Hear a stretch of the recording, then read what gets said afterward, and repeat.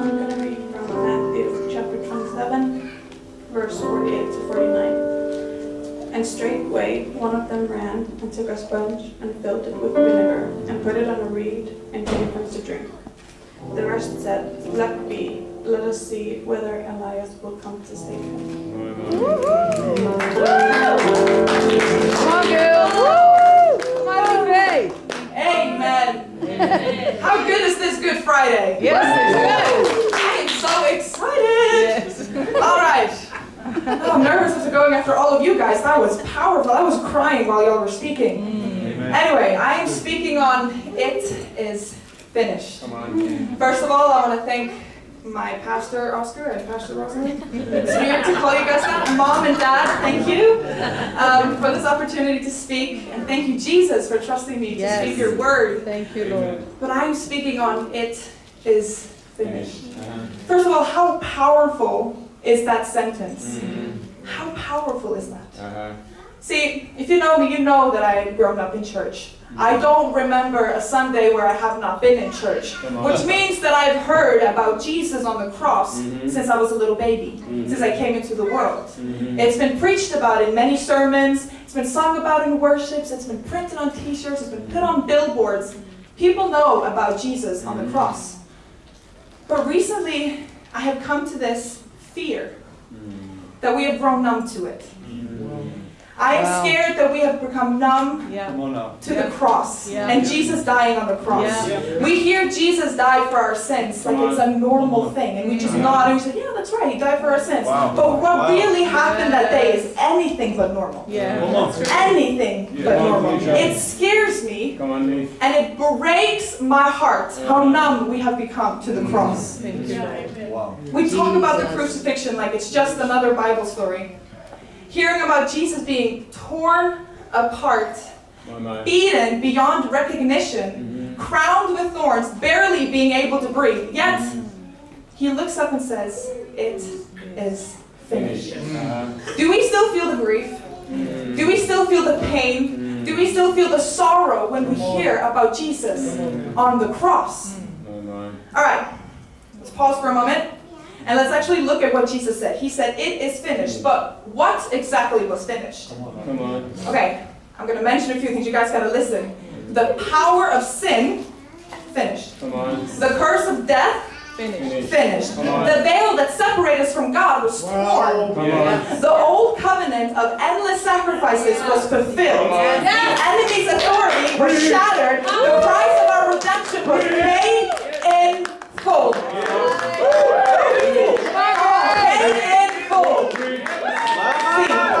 When Jesus said, "It is finished," the Greek word used is tetelestai. I don't know if I'm saying that right. But it was a legal and a financial term, meaning paid in full. Y'all, this wasn't a whisper. This wasn't Jesus giving up. This was a shout of triumph from a man who endured hell to set us free, to set you free, to set me free. He endured hell to set us free. All right, now I want to show you something fun. All right. This is quite incredible when I saw this. I want to show you something. I want to show you a visual that ties all of this together. So there's an image. It's a little bit blurry, but do you guys know what this is? No.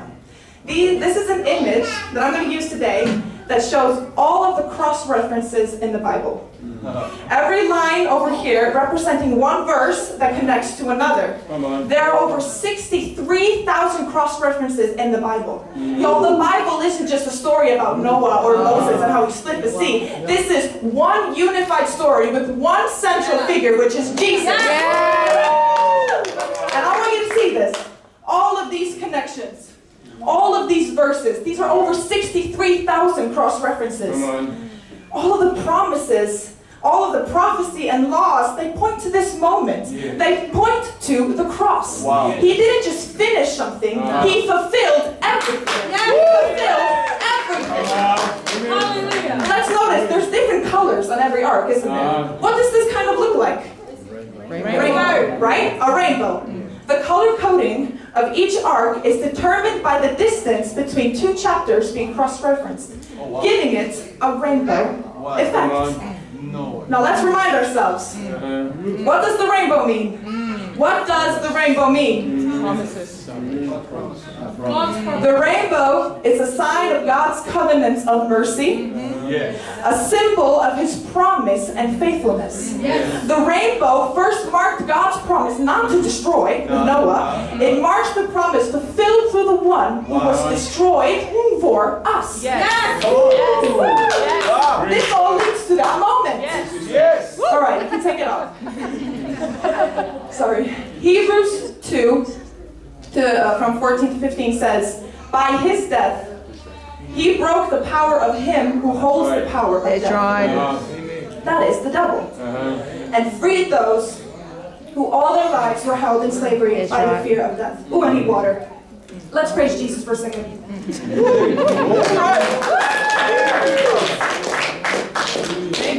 I am thirsty. I thirst. All right. Jesus didn't just die for us. That's right. No, Jesus, He died as us, taking the punishment in our place that we deserve. Yes. Yeah. He stepped into the punishment that we deserved. He faced death head on and He crushed it. The enemy, this is so funny because the enemy thought that this was going to be his victory. This was the enemy's defeat. The cross was the enemy's defeat. He thought this was going to be his victory, but it was his defeat. But church, here's the problem. We have seemed to have forgotten the cost. We've grown numb to the brutality. We've become desensitized. We've become too familiar. And we've become too comfortable. Come on. Way too comfortable because Jesus, He was shredded. He was not just beaten, He was shredded. Open for our sin. And do you know what we do? We still flirt with it. There's sin over there and we're still kind of flirting with it. We're still kind of looking at it. But church, do you know what we deserve? Do you know what we actually deserve? We deserve wrath. Yes, amen. We deserve judgment. Come on. Because in all honesty, we're not that holy. We're not that nice. We're not that righteous. But we have become so self-centered and narcissistic that we think that God owes us grace. Church, I want to remind you that God owes us nothing. He owes us nothing. He owes us nothing, church. We have all of these blessings. We woke up this morning. We have breath in our lungs. We have a roof over our heads. We have food on our table. But what we really do deserve is wrath.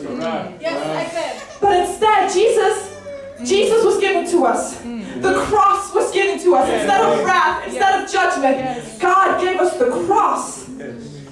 Jesus did not just take our place. He took our punishment upon Himself. Every drop of wrath that was meant for you, that was meant for me, He took upon Himself.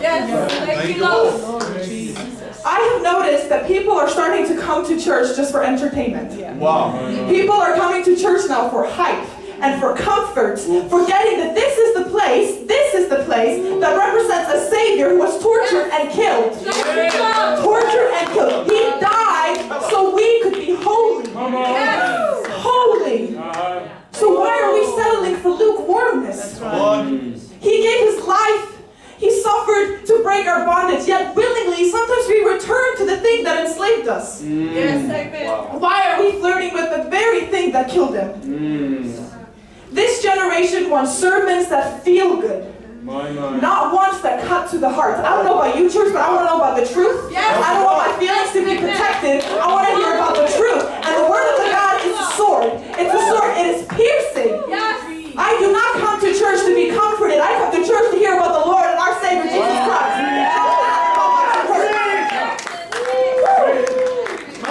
Thank you, Jesus. This cross, it was meant to wreck us.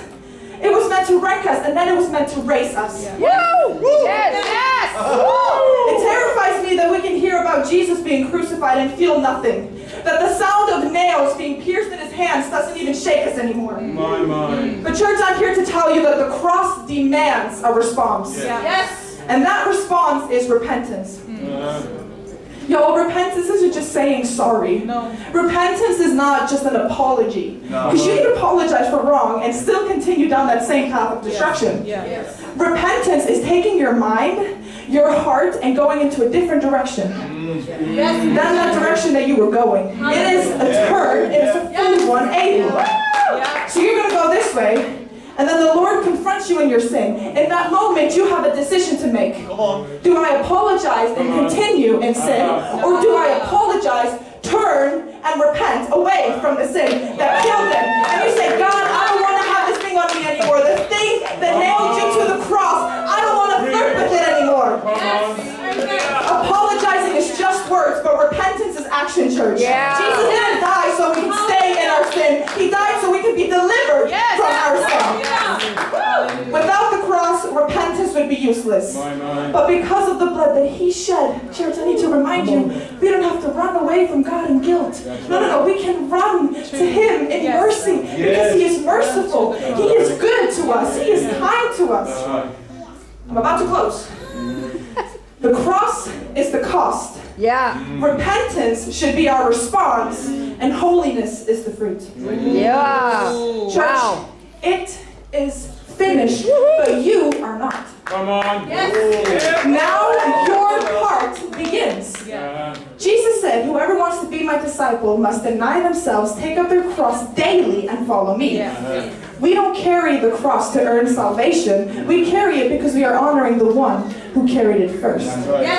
So today, as we remember his death, let's ask ourselves, are we still moved by the cross? Are we living like it cost him everything? Are we living like it is really finished or like it never even happened? Let his final words, it is finished, not just be a statement that we remember, but a line that we will never cross back over. Sin is finished, shame is finished, fear is finished, death is finished, and it's time for us to start acting like it and living like it. It is finished.